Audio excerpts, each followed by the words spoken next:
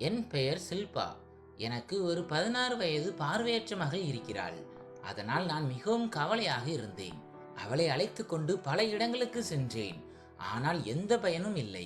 ஒரு நாள் என் நாத்தனார் மிகவும் பிரபலமான ஒரு மாந்திரீக பாபாவை பற்றி சொன்னார். நான் என் மகளை அந்த 70 வயது மாந்திரீக பாபாவிடம் கூட்டி சென்றேன். அவர் என்னிடம், நாளை மாலை உன் வீட்டு கதவை திறந்து வை, நான் உன் மகளுக்கு மருந்து கொண்டு வருவேன் என்றார். நானும் அவர் பேச்சை கேட்டு கதவை திறந்து வைத்தேன். மாலை 6 மணி அளவில் அவர் எங்கள் வீட்டிற்கு வந்து தன் பையிலிருந்து 2 பொட்டலங்களை எடுத்து கொடுத்தார். இதை தண்ணீரில் கலந்து குடியுங்கள், அதன் பிறகு உங்கள் மகள் பார்க்க தொடங்குவாள் என்று அவர் கூறினார். நாங்கள் மகிழ்ச்சியுடன் அந்த மருந்தை குடித்தோம். குடித்த உடனே எங்கள் கண்கள் இருட்டின. நாங்கள் மயக்கமடைந்தோம். பின்பு சிறிது நேரத்தில் நாங்கள் கண் விழித்து பார்த்தபோது அதிர்ச்சியில் உறைந்து போனோம்.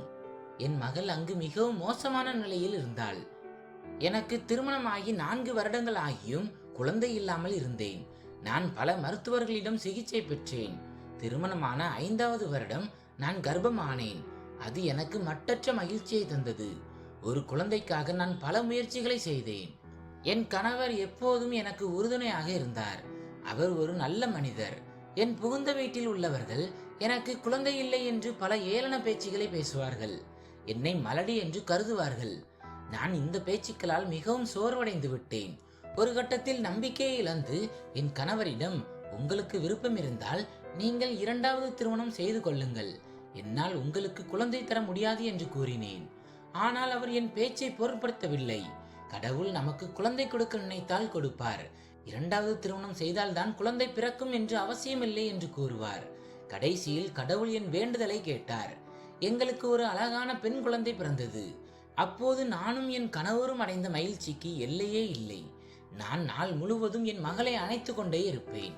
என் கணவர் கூட அவளை தூக்குவதற்கு ஏங்குவார். நான் எப்போதும் அவளுக்கு விலை உயர்ந்த உடைகளையே அணிவிப்பேன். என் மகளின் சிறுவயது நன்றாகவே கழிந்தது. அவளுக்கு 4 வயது ஆனது. ஆனால் அதுவரை அவளுக்கு பார்வை வரவில்லை.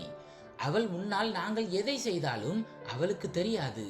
அம்முவின் தாய் என்பதால் நான் இதை தவிர்க்க முயன்றேன். ஆனால் பக்கத்து வீட்டு பெண்கள் அடிக்கடி வந்து, உன் மகளுக்கு 4 வயதாகியும் இன்னும் பார்வை வரவில்லையே என்று எனக்கு நினைவுபடுத்திக் கொண்டே இருப்பார்கள். என் மகளுடன் பிறந்த மற்ற குழந்தைகள் எல்லாம் நன்றாக பார்க்க ஆரம்பித்து விட்டார்கள். இந்த விஷயங்கள் என்னை மிகவும் பயமுறுத்தின. ஆனால் நான் யாரிடமும் என் வலியை பகிர்ந்து கொள்ளவில்லை. ஒருவருக்கு ஏதேனும் குறை இருந்தால் அதையே அவருக்கு பெயராக வைக்கும் ஒரு பகுதியில் நான் வாழ்ந்தேன். என் மகளை குருடி என்று மக்கள் அழைப்பார்கள் என்று நினைக்கும் போதே என் உடல் நடுங்கியது. இதை பற்றி யோசித்து என் இதயம் படபடக்கும். என் கணவர் இதை கவனித்து, சில்பா, நீ ஏன் எப்போதும் கவலையாக இருக்கிறாய் என்று கேட்டார். அவர் கேட்டதும் நான் கதறி அழுதேன். முகேஷ், நம் மகளுக்கு 4 வயதாகிறது. ஆனால் அவளால் இன்னும் எதையும் பார்க்க முடியவில்லையே என்று கூறினேன். பக்கத்து வீட்டு பெண்கள் நம் மகள் பார்வையற்றவள் என்று சொல்லி என்னை பயமுறுத்துகிறார்கள். எனக்கும் இப்போது அப்படிதான் தோன்றுகிறது என்றேன். அவர் என்னை பார்த்து சிரித்து கொண்டே, சில்பா, உனக்கு என்ன ஆச்சு? நீ பைத்தியமாகி விட்டாய். இதையெல்லாம் நீயே தனியாக அனுபவித்துக் கொண்டிருக்கிறாயே. நீ என்னிடம் முன்பே சொல்லியிருந்தால் நாம் இதற்கு ஏதாவது தீர்வு கண்டிருக்கலாம் என்றார். நான் உடனே என்ன தீர்வு சொல்லுங்கள் என்று கேட்டேன். முகேஷ் கூறினார், நான் நாளை அலுவலகம் செல்ல மாட்டேன். நாம் நம் மகளை ஒரு கண் மருத்துவரிடம் அழைத்து செல்வோம். நகரத்தில் நல்ல மருத்துவர்கள் இருக்கிறார்கள். பார்வையை திரும்ப கொண்டு வர முடியும். நம் மகளுக்கு என்ன பிரச்சனை என்று மருத்துவர் பரிசோதித்து சொல்வார் என்றார். முகேஷ் சொன்னதை கேட்டு எனக்கு மகிழ்ச்சியாக இருந்தாலும் மனதில் ஒரு பயம் இருந்தது. முகேஷ், ஒருவேளை நம் மகள் பிறவியிலேயே பார்வையற்றவள் என்று மருத்துவர் சொன்னால் நாம் என்ன செய்வது என்று கேட்டேன். அதற்கு முகேஷ், நாம் ஒன்றும் செய்ய முடியாது. இத்தனை வருடங்கள் கழித்து கடவுள் நமக்கு ஒரு குழந்தையை கொடுத்திருக்கிறார். அதற்கு நாம் நன்றி சொல்ல வேண்டும். ஒருவேளை அவளிடம் ஏதேனும் குறை இருந்தால் அதுவும் கடவுளின் விருப்பம்தான். நாம் அதை ஏற்றுக்கொண்டுதான் ஆக வேண்டும் என்றார். அவர் சொன்னதை நான் ஏற்றுக்கொண்டேன். பிறகு நான் சமையலறை வேலைகளில் மூழ்கினேன். ஆனால் உள்ளுக்குள் என் மகளை பற்றிய கவலை என்னை அரித்து கொண்டிருந்தது. பதட்டத்தினால் அன்று நாள் முழுவதும் நான் சரியாக சாப்பிடவில்லை. எனக்கு தூக்கமும் வரவில்லை. என் மகளின் எதிர்காலத்தை பற்றி நான் மிகவும் கவலைப்பட்டேன். அவளுக்கு பார்வை இல்லை என்றால் அவளது திருமணம் எப்படி நடக்கும்? அவளை யார் ஏற்றுக்கொள்வார்கள்? என் மகளுக்கு பார்வை கிடைக்க வேண்டும் என்று கடவுளிடம் அழுது பிரார்த்தனை செய்தேன். மறுநாள் காலை நான் எழுந்தபோது அழுது அழுது என் தலை பயங்கரமாக வலித்தது. கண்கள் அழுது வீங்கி இருந்தன. மருத்துவமனைக்கு செல்வது ஏதோ ஒரு பெரிய ஆபத்தை நோக்கி செல்வது போல எனக்கு தோன்றியது. காலை 11 மணி அளவில் என் கணவர் வந்து நகரத்திலேயே பெரிய மருத்துவரிடம் நம் மகளை பற்றிய விவரங்களை கேட்டு வந்துவிட்டேன், சீக்கிரம் அம்முவை தயார் செய், நாம் கிளம்பலாம் என்றார். என் மகள் மிகவும் சமத்தானவள்.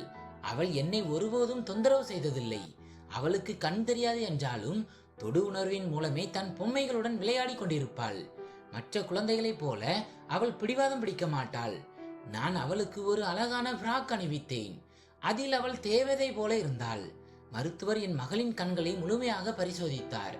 பிறகு அவர், உங்கள் மகளுக்கு எந்த பிரச்சனையும் இல்லை. வயது ஏற ஏற அவளுக்கு பார்வை தானாகவே வந்துவிடும். சில குழந்தைகளுக்கு கண் பார்வை திறன் பலவீனமாக இருப்பதால் தாமதமாக தெரியும். கவலைப்படாதீர்கள் என்று கூறினார். இப்போதைக்கு சில மருந்துகளை தருகிறேன். மெல்ல மெல்ல அவளுக்கு பார்வை தெளிவடையும். எங்கள் ஐ சென்டரில் அவளுக்கு பயிற்சியும் அளிக்கலாம். வாரம் ஒரு முறை அழைத்து வாருங்கள் என்றார். மருத்துவர் சொன்னதை கேட்டதும் என் தோளில் இருந்த ஒரு பெரிய சுமை இறங்கியது போல உணர்ந்தேன்.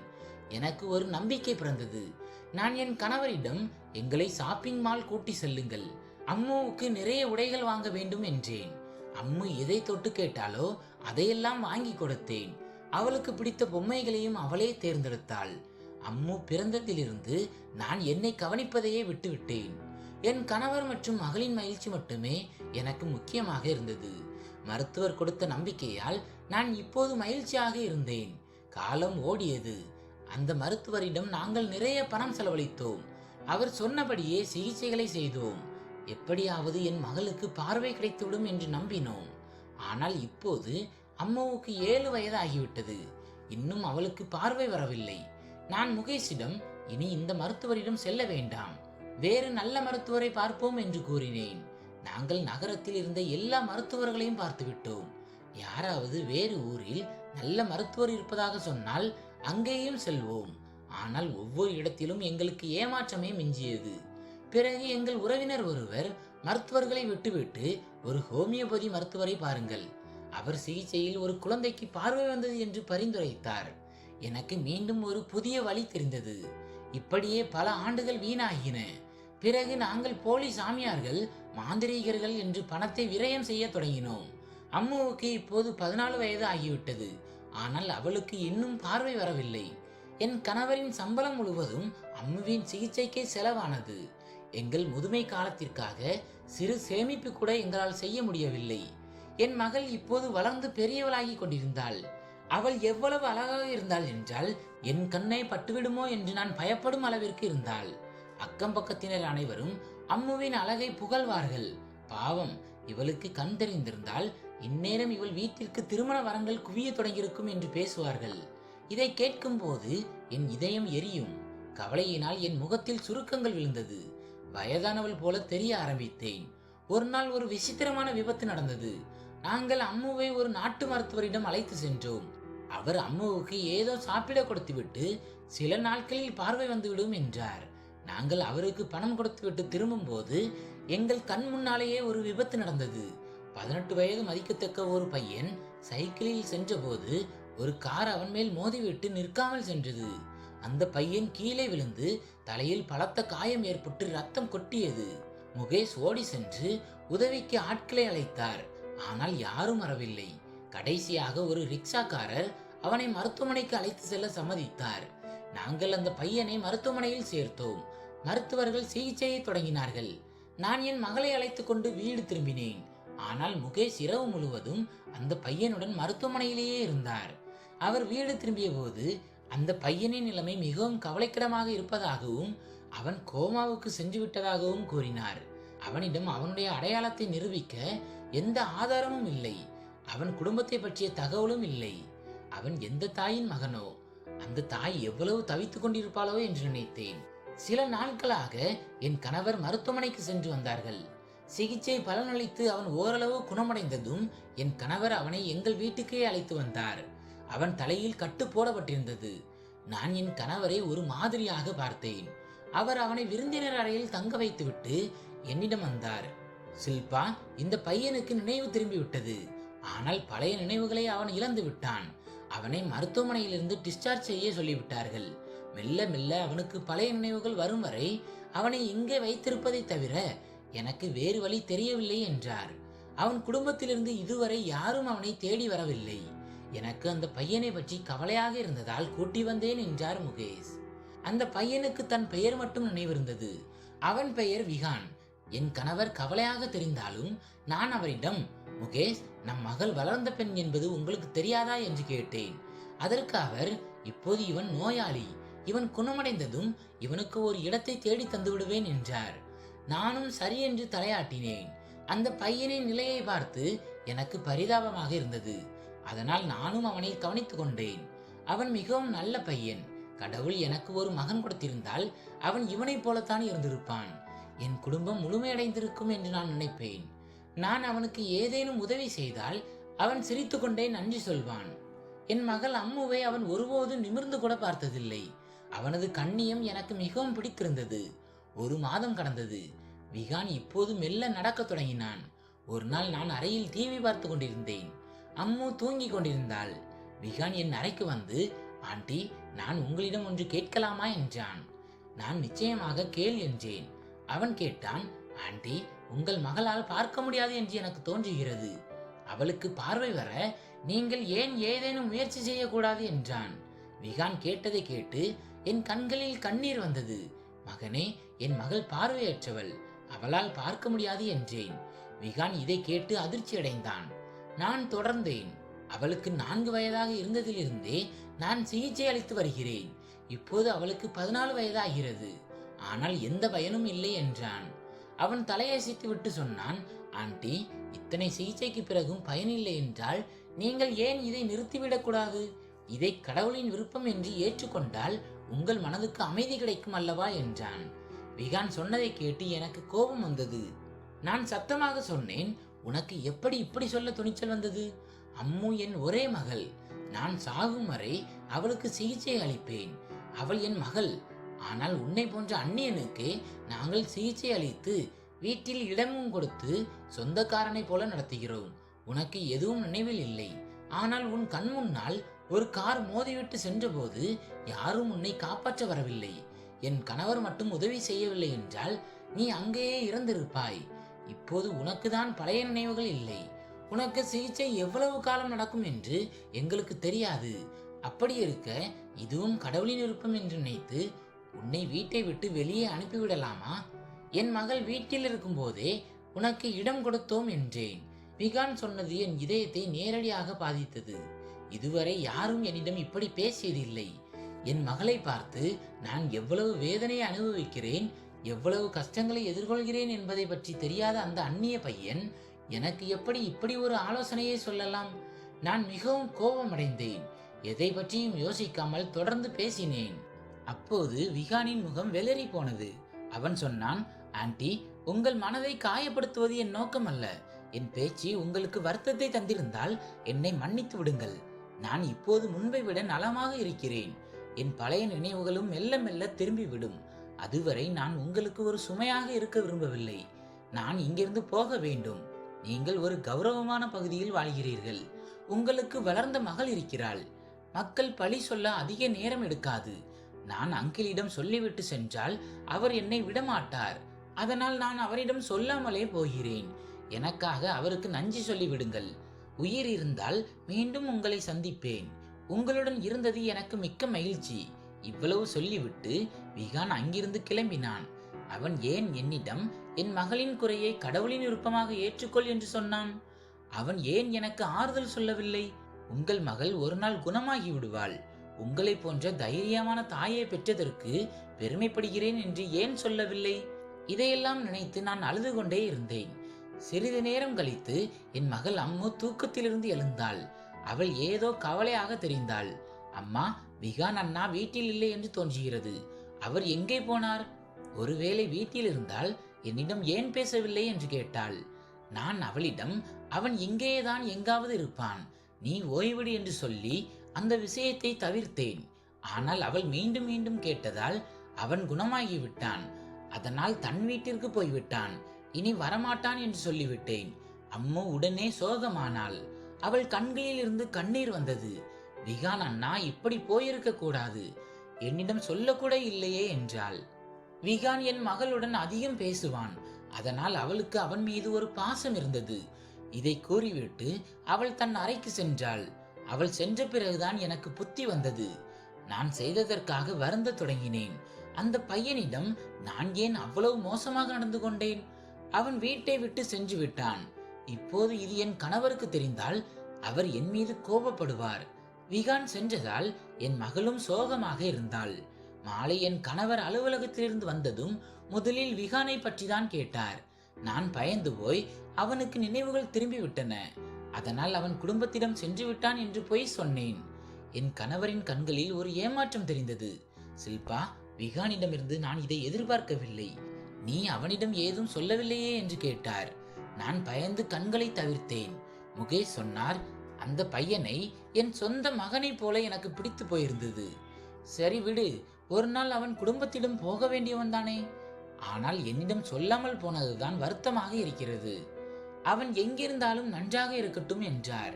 நான் சமையலறைக்கு சென்று விட்டேன். சில நாட்கள் கழிந்தன. முகேஷ் மீண்டும் விகானை பற்றி பேசவில்லை. அவர் என் தவறுகளை மன்னித்து என்னை தர்ம சங்கடப்படுத்தாமல் தவிர்ப்பவர். ஆனால் நான் உள்ளுக்குள் விகானை பற்றி மிகவும் கவலை அடைந்தேன். அவன் ஒரு நல்ல பையன். அவன் நடந்து கொண்ட விதம் அவன் ஒரு படித்த பையன் போல தெரிந்தான். ஆனால் இப்போது விகான் சென்ற பிறகு அம்மாவும் மிகவும் அமைதியாகிவிட்டாள். அவளது இந்த நிலையை என்னால் பார்க்க முடிந்தது. ஆனால் எதனால் அவள் இப்படி ஆனாள் என்பது எனக்கு புரியவில்லை. வீட்டில் ஒரு சோகமான சூழல் நிலவியது. ஒரு நாள் என் கணவரின் தங்கை டெல்லியில் இருந்து எங்கள் வீட்டிற்கு வந்திருந்தார். அவர் 2 நாட்கள் தங்கியிருந்தார். இன்று அவர் ஊருக்கு செல்லும் நாள். மாலை 4 மணி அளவில் அவர் கிளம்ப போகும் முன் என்னிடம் ஒரு விஷயத்தை கூறினார். அண்ணி, டெல்லியில் இருக்கும் ஒரு மாந்திரீக பாபா இப்போது நம்ம ஊருக்கு வந்திருக்கிறார். அவர் பலரின் பிரச்சனைகளை தீர்த்து வைக்கிறார். அவருக்கு அனுபவம் அதிகம். பேச முடியாதவர்களை பேச வைக்கிறார். பார்வை இல்லாதவர்களுக்கு பார்வை தருகிறார். அவர் கொஞ்சம் அதிகம் பணம் வாங்கினாலும் வேலை சிறப்பாக இருக்கும். நீங்கள் இதுவரை அம்மாவுக்காக பல இடங்களுக்கு சென்று பணம் செலவழித்து விட்டீர்கள். கடைசியாக ஒரு முறை இவரிடம் கூட்டி செல்லுங்கள். அம்மாவுக்கு நிச்சயம் பார்வை வரும் என்றார். என் நாத்தனார் கஜோல் சொன்னதை கேட்டு எனக்கு மீண்டும் ஒரு நம்பிக்கை பிறந்தது. கஜோல், அந்த பாபாவால் என் மகள் குணமாகி விடுவாளா என்று கேட்டேன். அதற்கு அவர், அண்ணி, டெல்லியில் அவரை பற்றி தெரியாதவர்களே இல்லை. அவர் இங்கே 1 மாதம் மட்டும்தான் இருப்பார். அதற்குள் அவரை போய் பார்த்து விடுங்கள். என் குழந்தையாளுக்கு 9 வருடங்களாக குழந்தை இல்லை. இந்த பாபாவின் சிகிச்சைக்கு பிறகுதான் அவருக்கு பெண் குழந்தை பிறந்தது என்றார். அவரிடமிருந்து எல்லா தகவல்களையும் பெற்றுக்கொண்டேன். மாலை என் கணவர் அலுவலகத்திலிருந்து வந்ததும் அவரிடம் இதை பற்றி பேசினேன். முகேஷ், டெல்லியில் இருந்து ஒரு மாந்திரீக பாபா வந்திருக்கிறார். அவரிடம் போனால் அம்மு குணமாகி விடுவாள் என்று கஜோல் சொன்னாள். நான் அவரிடம் போக வேண்டும் என்றேன். ஆனால் முகேஷின் முகம் மாறியது. அவருக்கு இதில் விருப்பம் இல்லை. நான் சொன்னேன், முகேஷ், பணத்தை பற்றி கவலைப்படாதீர்கள். என் நகைகளை விற்றாவது நான் என் மகளுக்கு சிகிச்சை அளிப்பேன் என்றேன். அதற்கு அவர், சில்பா, நான் எப்போது பணத்தை பற்றி கவலைப்பட்டேன்? இதுவரை நாம் எவ்வளவோ மருந்துகள் கொடுத்தும் பலனில்லையே. மீண்டும் ஏதேனும் புது பிரச்சனை வந்துவிடுமோ என்றுதான் பயப்படுகிறேன் என்றார். முகேஷ் பேசுவதை பார்த்தபோது எனக்கு விகானின் முகம்தான் நினைவுக்கு வந்தது. நான் கோபமாக எழுந்தேன். எனக்கு ஒன்றும் தெரியாது. நாளை நீங்கள் சீக்கிரம் அலுவலகத்திலிருந்து வந்து என்னை அந்த பாபாவிடம் கூட்டி செல்ல வேண்டும். இது என் முடிவு என்றேன். என் பேச்சை முகேஷ் தட்டமாட்டார் என்று எனக்கு தெரியும். அடுத்த நாள் அவர் சீக்கிரமே வந்துவிட்டார். மாலை 4 மணி அளவில் நாங்கள் அம்முவை அழைத்து கொண்டு சென்றோம். ஆச்சரியம் என்னவென்றால் அம்முவும் இன்று வர மறுத்தாள். அம்மா, நான் சிகிச்சை பெற்று அழுத்து போய்விட்டேன். என் குறையை நான் ஏற்றுக்கொண்டு விட்டேன். என்னை என் போக்கிலேயே விட்டுவிடுங்கள் என்றாள். இதை கேட்டு என் கண்களில் கண்ணீர் வந்தது. நான் அவள் முன்னால் கைகூப்பி நின்று, மகளே, எனக்காக கடைசியாக ஒரு முறை வா. இதற்கு பிறகு நான் உன்னை எங்கும் அழைக்க மாட்டேன் என்று கெஞ்சினேன். பிறகு அவள் சம்மதித்தாள். நாங்கள் பாபாவின் இடத்திற்கு சென்றோம். அங்கே பெரும் கூட்டம் இருந்தது. கூட்டத்தை பார்த்து நான் முகேஷிடம், பார்த்தீர்களா, இவ்வளவு பேர் சும்மா இங்கே வரமாட்டார்கள், பலன் இருப்பதால் தான் வருகிறார்கள் என்றேன். முகேஷும் கூட்டத்தை பார்த்து தலையசைத்தார். நீண்ட நேரத்திற்கு பிறகு இரவு 7 மணிக்கு எங்கள் முறை வந்தது. நாங்கள் பாபாவிடம் சென்று என் மகளுக்கு பிறவியிலேயே பார்வையில்லை என்பதை சொன்னோம். அந்த மாந்திரீக பாபா என் மகளை பார்த்ததும் அவர் முகத்தில் ஒரு விசித்திரமான சிரிப்பு வந்தது. அவர் சிரித்து கொண்டே சொன்னார், சகோதரி, நீ உன் மகளை சரியான இடத்திற்கு தான் அழைத்து வந்திருக்கிறாய். உன் மகளின் நிலைமை சரியாகிவிடும். நாளை உன் வீட்டு வாசலை திறந்து வை, நான் அங்கே வருவேன் என்று அந்த பாபா கூறினார். நான் மிகுந்த மகிழ்ச்சியுடன் வீடு திரும்பினேன். ஆனால் என் கணவர் முகேஷ் கவலையாக இருந்தார். சில்பா, அந்த பாபாவை பார்த்தால் எனக்கு சரியாக தோன்றவில்லை. அவர் ஒரு ஏமாற்றுக்காரர் போல தெரிகிறார் என்றார். நான் அவரை கோபித்துக் கொண்டேன். முகேஷ், நீங்கள் எப்போதுமே எதையும் நம்ப மாட்டீர்கள். அவர் ஏதாவது தவறாக செய்தாரா? இப்போதே அவரை ஏமாற்றுக்காரர் என்று சொன்னால் நம் மகளுக்கு எப்படி சிகிச்சை அளிப்பது என்று கேட்டேன். சரி, உன் இஷ்டம் என்று முகேஷ் கூறிவிட்டார். பக்கத்து வீட்டில் யாரிடமும் இதை சொல்ல வேண்டாம். தெரிந்தால் எல்லோரும் இங்கே வந்து விடுவார்கள். சிகிச்சை சரியாக நடக்காது என்று நான் அவரிடம் கண்டிப்புடன் கூறிவிட்டேன். என் மகள் குணமாக போகிறாள் என்ற மகிழ்ச்சியில் நான் அவளிடம் பேசினேன். நீ குணமாகிவிட்டால் நாம் இருவரும் வெளியே செல்லலாம், ஷாப்பிங் செய்யலாம், சினிமா பார்க்கலாம் என்றேன். அதை கேட்டு அம்மு சிரித்தாள். அம்மா, இந்த உலகம் எப்படி இருக்கிறது என்று நானும் பார்க்க ஆசைப்படுகிறேன் என்றாள். நிச்சயமாக உனக்கு பார்வை கிடைக்கும் என்று அவளுக்கு ஆறுதல் கூறினேன். பாபா வீட்டிற்கு வரும்போது அவருக்கு சாப்பாடு மற்றும் சிற்றுண்டி கொடுக்க வேண்டும் என்று என் கணவரிடம் கூறி சில பதார்த்தங்களை வாங்கி வர சொன்னேன். மாலை 6 மணி அளவில் பாபாவும் அவருடன் ஒரு ஆளும் வந்தார்கள். நான் அவர்களை விருந்தினர் அறைக்கு அழைத்து சென்றேன். முதலில் சாப்பிடுங்கள் என்று சொன்னேன். ஆனால் அவர், இல்லை, முதலில் சிகிச்சையை தொடங்குவோம், பிறகு அனைவரும் சேர்ந்து சாப்பிடலாம். உன் கணவரை இங்கே வர சொல் என்றார். முகேஷும் அறைக்குள் வந்தார். பாபா அம்முவை தன் முன்னால் அமர வைத்தார். தன் பையில் இருந்து 2 காகித பொட்டலங்களை எடுத்து என்னிடம் கொடுத்து 2 கிளாஸ் தண்ணீர் கொண்டு வா என்றார். நான் கொண்டு வந்த தண்ணீரில் அந்த பொடிகளை கலந்து, இதை நீங்கள் இருவரும் குடிக்க வேண்டும். குடித்த பிறகு உங்கள் மகளின் கண்களில் ஊத வேண்டும் என்றார். நான் அதை ஒரே மூச்சில் குடித்தேன். ஆனால் முகேஷ் அதை குடித்ததும் முகம் சுளித்தார். இதன் சுவை மிகவும் மோசமாக இருக்கிறது பாபா என்றார். அதற்கு பாபா கோபமாக, நான் உங்கள் மகளை குணப்படுத்த வந்திருக்கிறேன், நீங்கள் இப்படி சாக்கு சொல்கிறீர்களே. பிள்ளைகளின் மகிழ்ச்சிக்காக மக்கள் என்னவெல்லாமோ குடிக்கிறார்கள் என்றார். நான் முகேஷை பார்த்து குடிக்க சொன்னேன். அவரும் வேறு வழியின்றி அதை குடித்தார். சிறிது நேரத்தில் என் தலை சுற்றியது, கண்கள் சொருகின. நான் முகேஷை பார்த்தேன். அவரும் மயக்க நிலையில் இருந்தார். ஆனால் அந்த பாபா எங்களை பார்த்து சிரித்து கொண்டிருந்தார். பாபா என் மகளின் கையை பிடித்து இழுத்தார். அம்முவோ, அம்மா, அப்பா, காப்பாற்றுங்கள் என்று சத்தமிட்டாள்.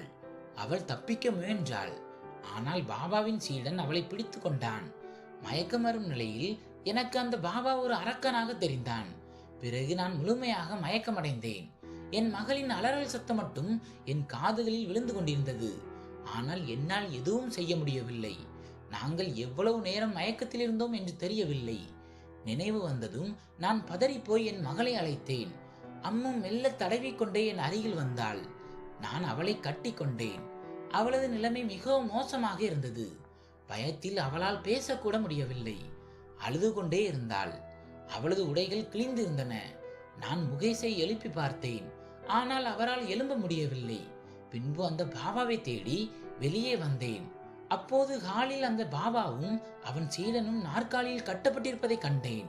அப்போது வீட்டிற்குள் காவல்துறை வந்தது. அவர்கள் அந்த பாபாவை கைது செய்து அழைத்து சென்றார்கள். அப்போது அவர்களுக்கு பின்னால் விகான் நின்று கொண்டிருந்தான். விகானை பார்த்ததும் நான் அதிர்ச்சியிலும் பயத்திலும் உறைந்து போனேன். நான் கேட்டேன், விகான், நீ எப்படி இங்கே வந்தாய்? என்ன நடந்தது? அவன் சொன்னான், ஆண்டி, நேற்று நான் உங்கள் வீட்டிற்கு வந்தபோது நீங்கள் வெளியே கிளம்பி கொண்டிருந்தீர்கள். நான் உங்கள் பின்னால் பைக்கில் வந்தேன். நீங்கள் அந்த மாந்திரீக பாபாவின் கடைக்கு சென்றீர்கள். நான் வெளியே நின்று உங்களுக்காக காத்திருந்தேன். ஆனால் நீங்கள் என்னை பார்க்கவில்லை. அப்போது எனக்கு வீட்டிலிருந்து அழைப்பு வந்ததால் நான் கிளம்ப வேண்டியதாயிற்று. ஆனால் அந்த பாபா இன்று உங்கள் வீட்டிற்கு வரப்போகும் விஷயத்தை நான் ஒட்டு கேட்டு விட்டேன். உங்கள் நல்ல குணம் என்னை மிகவும் பாதித்தது. அந்த பாபா ஒரு ஏமாற்றுக்காரன், பெண்களை துன்புறுத்துபவன் என்பது எனக்கு தெரியும். டெல்லியிலும் அவன் பலரை ஏமாற்றியதற்காக விரட்டப்பட்டவன் என்று ஆங்கில செய்தித்தாளில் படித்தேன். அவன் உங்கள் வீட்டில் ஏதாவது தவறு செய்வான் என்று எனக்கு தோன்றியது. அதனால் நான் சுவரை ஏறி குதித்து வீட்டிற்குள் வந்தேன். அவன் உங்கள் இருவரையும் மயக்கமடைய செய்ததை நான் பார்த்தேன். நான் உடனே காவல்துறையை அழைத்தேன். ஆனால் அந்த இருவரும் அம்முவிடம் தவறாக நடக்க முயன்றனர். அப்போது நான் இரும்பு பைப்பை எடுத்து அவர்கள் இருவரையும் அடித்ததில் அவர்கள் மயக்கமடைந்தார்கள். பின்பு அந்த பாபாவையும் அவன் சீடனையும் நாற்காலியில் கட்டி போட்டேன் என்றான். நான் என் கணவரிடம் ஓடி வந்தேன். அப்போது அவர் மயக்கத்திலிருந்து எழும்பினார். கடவுள் நம் அம்முவை காப்பாற்றி விட்டார் என்றேன். அம்முவிடம் உன் அண்ணன் வந்து விட்டான், பயப்படாதே என்று தைரியம் கூறினேன்.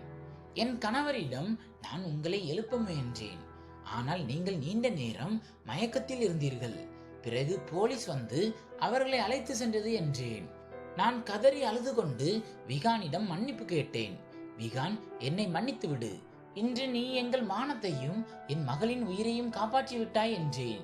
விகான் சொன்னான், ஆண்டி, அன்று நான் சொன்னது உங்களுக்கு வருத்தத்தை தந்தது. ஆனால் உண்மை என்னவென்றால் கடவுள் எதையோ யோசித்துதான் அம்முவுக்கு பார்வை தரவில்லை. நாம் அவர் விருப்பத்தை ஏற்க வேண்டும். இதுவரை உங்களை எல்லோரும் ஏமாற்றி பணத்தை பறித்ததுதான் மிச்சம். ஆனால் அவளுக்கு பார்வை வரவில்லையே என்றான். நான் சொன்னேன், மகனே, இதுவரை யாரும் என்னிடம் இப்படி உண்மையை சொன்னதில்லை. எல்லோரும் ஏதோ ஒரு வைத்தியத்தை சொல்லிக் கொண்டே இருந்தார்கள். ஒரு தாயாக என் மகளின் மகிழ்ச்சிக்காக நான் எல்லாவற்றையும் செய்தேன். ஆனால் கடவுளின் விருப்பத்தை ஏற்க வேண்டும் என்று எனக்கு இப்போதுதான் புரிகிறது. என்னை மன்னித்து விடு என்று நான் அவன் முன்னால் கை கூப்பினேன். அவன் என் கைகளை பிடித்துக்கொண்டு, ஆண்டி, அப்படி செய்யாதீர்கள், நீங்கள் என் அம்மா போன்றவர் என்றான். முகேஷும் விகானை பார்த்து மிகவும் மகிழ்ச்சி அடைந்தார். விகான் தனக்கு நினைவுகள் எப்படி திரும்பின என்று கூறினான். அவன் வீட்டை விட்டு வெளியேறிய போது அவனது தந்தையும் தாத்தாவும் அவனை தேடி கண்டுபிடித்தனர். அவன் இறந்து விட்டான் என்று நினைத்த அவர்கள் அவனை உயிருடன் கண்டதும் மகிழ்ச்சியில் வீட்டிற்கு அழைத்து சென்றனர். அங்கே செல்ல செல்ல அவனுக்கு பழைய நினைவுகள் மெல்ல திரும்பின. ஆனால் அவன் எங்களை மறக்கவில்லை. எங்களை தன் குடும்பத்தாருக்கு அறிமுகம் செய்தான். அவர்கள் மிகவும் வசதியான மற்றும் பண்புள்ள குடும்பம். விகான் என் மகளை தன் தங்கையாக ஏற்றுக்கொண்டான். என் கணவருக்கு அவன் ஒரு மகன் போல ஆனான். என் வாழ்வில் ஒரு மகனின் குறையை விகான் வந்து தீர்த்து வைத்தான். இப்போது எங்கள் இரு குடும்பங்களும் மிகவும் நெருக்கமான உறவில் இருக்கிறோம். காலம் ஓடியது. அம்முக்கு இப்போது 19 வயது. விகானின் அத்தைக்கு அம்முவை மிகவும் பிடித்து போனது. அவர் தன் மகனுக்கு அம்முவை பெண் கேட்டார். அந்த பையனால் பேச முடியாது, அம்முவால் பார்க்க முடியாது. இருவரிடமும் ஒரு குறை இருந்ததால் அவர்கள் ஒருவரை ஒருவர் நன்றாக புரிந்து கொண்டு மதிக்க தொடங்கினார்கள். என் மகளுக்கும் விகானின் மாமா மகனுக்கும் திருமணம் செய்து வைத்தோம். அம்மு தன் புகுந்த வீட்டில் மிகவும் மகிழ்ச்சியாக இருக்கிறாள். அவள் மாமியார் வீட்டார் அவளை கண்ணும் கருத்துமாக பார்த்து கொள்கிறார்கள். இருவரிடமும் ஒரு குறை இருந்ததால் அவர்கள் ஒருவரை ஒருவர் தாழ்வாக நினைக்காமல் அன்புடன் வாழ்கிறார்கள். அம்முவுக்கு ஒரு நல்ல வாழ்க்கை கிடைத்ததில் எனக்கு இப்போது பெரிய நிம்மதி. அம்முவுக்கும் அவளது கணவருக்கும் துணையாக எப்போதும் விகான் இருந்தான். நண்பர்களே, இந்த கதை பிடித்திருந்தால் வீடியோவை லைக் மற்றும் ஷேர் செய்யுங்கள். கதையின் கருத்துக்களை கமெண்டில் சொல்லுங்கள். நமது சேனலை சப்ஸ்கிரைப் செய்து கொள்ளுங்கள். நன்றி.